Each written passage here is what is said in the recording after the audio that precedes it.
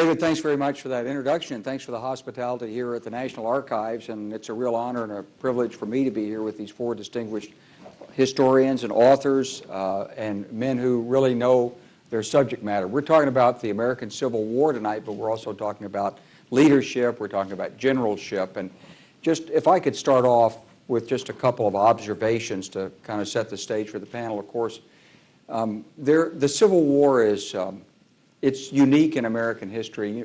It's such a transformative experience. It involved so much of our nation, and it was fought right here. People left their homes and went out to see a battle for a day, bringing picnic. Newspaper correspondents participated on both sides. Of course, there was espionage and back and forth, and the generals had known each other. They spoke the same language. They'd studied the same texts. They started with about the same weapons, although they didn't finish with the same weapons. And there was so much familiarity with this. The slaughter was intense, and it was so transformative of the nation that today you still find memories and legacies of the Civil War, particularly in the South, and the name of some of the biographies, the generals that these gentlemen have written about, still evokes strong passions in parts of the country. You can go to battlefields and find the mini balls, and you will occasionally run across someone whose family has the letters of a soldier who served there. It's such a personal experience that even today, almost 150 years past its commencement, it's still the most discussed, the most understood, the most studied, and sometimes the most misunderstood of conflicts. There are people watching this show, I'm sure, who are experts. I'm not an expert on the Civil War. I did serve our country in uniform. Some of these gentlemen did too. They're all noted authors, but none of us, we got to be a little humble here, because even though they understood it, none of us, even though you might be surprised by looking at us, but none of us were actually there. We weren't in the Civil War. And so everything we've learned is from our study, and we're studying it in English, and there are a lot of other people out there and probably in the audience who also have studied it and know their own opinions. So we're conscious of that. We want to get you involved in this discussion and make it real to you. There may be others who aren't as familiar with the Civil War, but it's pretty easy to explain the big picture. The country broke apart over a set of political issues, and one side decided that it would succeed, and the other side decided that if it allowed it to happen, it would destroy the harmony of the Union. And on that basis, armies were raised, and families were sometimes split up, and a great struggle ensued for 4 years. And when it was over, modern America emerged with an industrialized North that became the leading power in the world shortly thereafter, the leading economic power. And so tonight we want to talk about that experience, and particularly as seen through the eyes of the leaders of the war and their characters. Generals have always held a special place in the United States. In the Army, we used to always say the Army is older than the United States of America. We actually formed the United States Army in 1775, before the Declaration of Independence.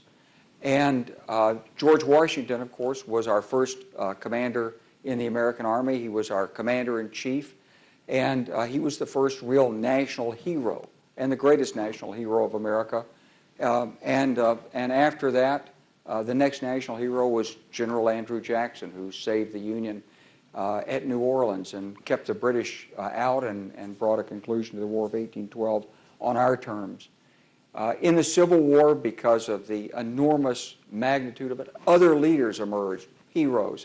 And we've tried to memorialize and understand these men in this series of books that you see displayed in front of you here. These are biographies, and we've tried to write them in a way that they're crisp and meaningful and pertinent, with the right details to give you the insight and enough richness of detail that it's not just a summary, but moving quickly enough so that if you're not a scholar or a lifelong expert, you still get the gist of what this is all about.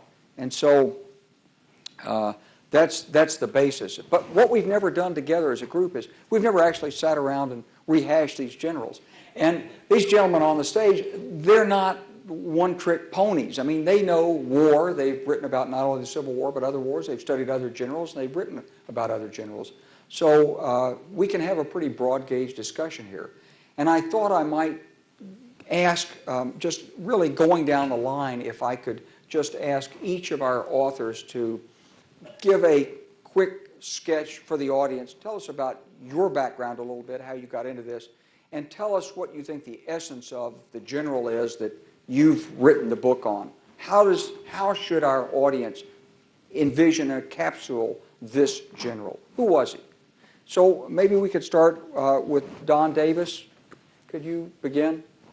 Certainly. Thank you very much, General. And thank you, folks, for being here.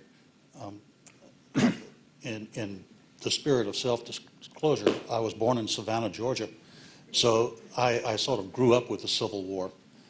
And I still have a few bones to pick with General Sherman. But I was a journalist for 30 years and served some time here in Washington and Vietnam and around the world, chasing conflicts. And I got to know the enlisted man as well as the officers and watching the decision-making process of the commanders. Eventually, I got into writing books, and I've written about 23 now. And many of them have had a military context, but I had a real understanding of the chain of command, from the enlisted grunt to all the way to the men who wear the stars. And whenever it was suggested to me that I write a book on Stonewall Jackson, it was a thrill because this was. For a boy from the South, you know, the name of Stonewall Jackson just evokes magic. And I wanted to get to know more about him rather than just he was a great general. So as I started to plunge into it, and I thought I really knew a lot about Stonewall Jackson to start off with, and I knew nothing. He turned out to be the most interesting man I've never met.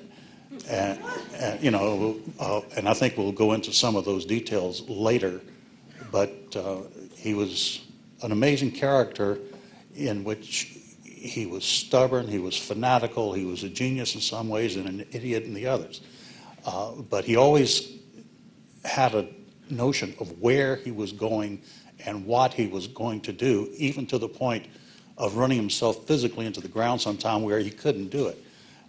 But when he would tell Robert E. Lee that something could be done, it could be done. It might come at the sacrifice of a great number of soldiers, but it would be done. And that was the last point that I really took away from my studies about the Civil War, was the sheer magnitude of the killing fields involved. We're not talking about where a helicopter crew gets shot down and 5 people die. We're talking hundreds of men, like these battlefields General Clark talked about.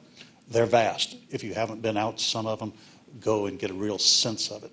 And so I think we'll go from there, General. Well, thanks, Don. And now I want to turn to Noah Trudeau. And Noah, I mean, you wrote the biography of Stonewall Jackson's big boss, Robert E. Lee. Tell us about yourself, and for those that don't know Robert E. Lee the way that some of us from the South do, tell us about Lee. Well, I find myself sitting here, a New Yorker who got to write about a Virginian. But I worked for many years for National Public Radio, and I think I learned a lot about just taking an open mind to a subject and approaching it, going where the evidence takes you, and not to be afraid of coming to conclusions that may come against the grain. I had encountered Lee quite a lot in a number of my books before there, because I'd written a lot about the Eastern Theater. So he'd always sort of been a character on the stage, but never in the spotlight. And I was grateful for the format that this has, which is really compressed. So you really had to decide very quickly what was the important things to say and how do I get to them in an interesting manner. And that was, to me, the challenge of writing this kind of book.